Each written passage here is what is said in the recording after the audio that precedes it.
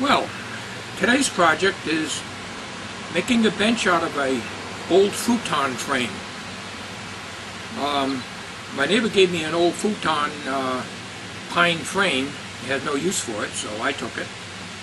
I'm going to make a bench similar to this. This bench here I made about 2 years ago, last year as a matter of fact. Last year I made this, and made it out of furring strips. But I'm going to make a bench on a much larger scale out of that futon. It's made out of 1-inch thick pine. It's 6 foot long, so it's going to be a good huge bench for outside here. So let me just show you what I've got here. I got the futon frame laying on the ground over there, and I'll show you what I've got to work with and how I'm going to do the job. Well, I've got this futon frame given to me. I have no use for it other than to make a bench for outside for our cookouts and so forth. So I'm going to have to modify it a little bit. This is would be the back, so I'll have to take off this much so that the back isn't too tall. And on the seating area here, this part is going to be uncomfortable to sit on, and these are spaced quite a bit out, so it may not be all that comfortable. And what I'll have to do is cut this off of here too, so that you have from here to sit on. Because from here to here is too much. You can't sit on it and get comfortable all the way back to the leaning back. So originally it, as I said, was a futon, and you just put the back on and you use it through these holes over here, as you can probably see. And that way you can use it as a bed, or you can put it down as a, put it up as a like a couch. Then, of course, being that this is the bottom, of course, the part you're going to be sitting on, I will have to make some legs for this so that you're not sitting on the ground, so to speak. So it'll be about maybe 16 or 18 inches up off the ground, so you'll be able to be more comfortable sitting on it. So that's what I have to do. And of course, this wood is very wide. This is probably about 8 inches. So that will give me enough support for the legs. And the leaning back does not have to be that wide, but I might have to leave it that way because of these mounting holes. So I might have to leave the whole thing that way. It's kind of a big clunky thing. What I'll do is I get it all done and I'll just paint it redwood, and that's it. So I'm going to get started on this right now. Well, the best thing to do first is I'm going to try to secure all this together using, you know, putting the dowel in here and the two carriage bolts. One on each end here to hold it together, and then I'll do my necessary modifications, because this is way too high for an outside bench. If I cut this off down to here and leave it just up to here, that will make a good bench. It won't be too high. There's no point in having it that high.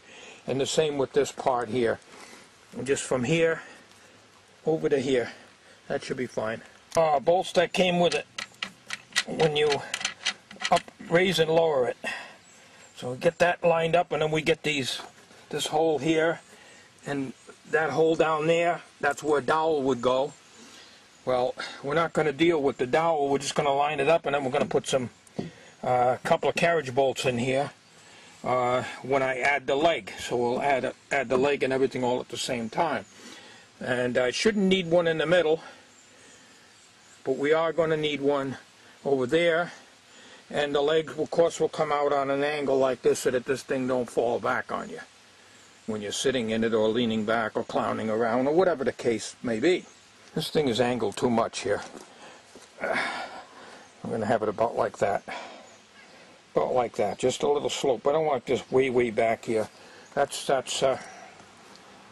too far of a slope. But I'll experiment with it by sitting in it. First thing I'm going to do is we're going to take off this section of here. We're going to draw a straight edge and mark it right here so that this leaning back is only up to here. Then we're going to take this piece here and we're going to fasten it to here, to the edge of this wood that we cut off, and that'll be like a little cap, so to speak. And we're going to do the same with the front. We're going to cut back over to here. So start with one thing at a time here. we'll work on the leaning back first.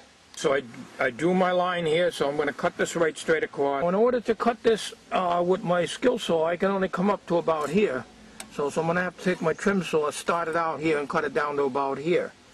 And the same with the other two.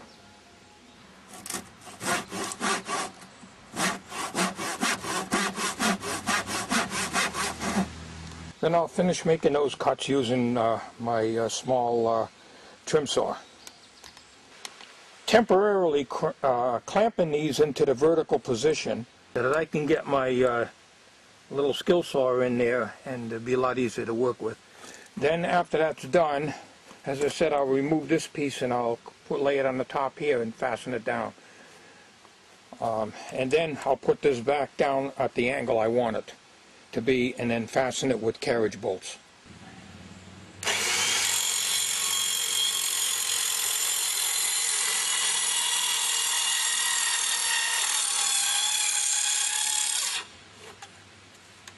Go. That's number one. 2 more to go. Well, 1 more to go, and that's it. Just got to cut this one here. And we're simply adding this other piece right on the top here, and I'm just going to nail this down. Well, I successfully cut it here, and you can see that we're all nailed in here, and we've got now a just about a 20-inch, a little better than 20-inch height on the back, and that's not bad. On the bottom, that's 23 inches. That's very uncomfortable to sit in. We're going to cut it back to here, which will give us a seat of 17 inches, and that's more realistic. And again, we'll do the same as we did on the top up here. We cut this off here. We use this front piece down here, but without this ridge here. All I got to do now is to adjust the back to the angle I want and then put 4 legs on this thing. So I'm going to go measure up the legs now. I got some of this pressure treated. This is just about 1 inch thick here. It's pressure treated, but it's been outside, so it's wet. After leveling it off, sitting in it, that's the angle at which I want my seat back to be. What I'm going to do here, this is the bottom, of course, and this is the front part. I'm going to put a 17-inch leg up here, so it'll be 18, because this wood is exactly 1 inch thick. So I'm going to put a 17-inch leg, one on each end, and then we're going to measure and get the angle leg for the back, because you don't want this thing flipping over. I used the chop saw here. I got this at a yard sale a couple of years ago for 20 bucks. And it doesn't do compound miters, but it does miters, which is good enough. It's not that I'm cheap and buying something new. I'm just a poor guy. So I got to get whatever I can get, the best deal for the money. Anyways, we're going to go ahead and cut this pressure-treated wood here. And we're going to make it 17 inches for the 2 front legs. And then we got to do some measurements to get the back legs.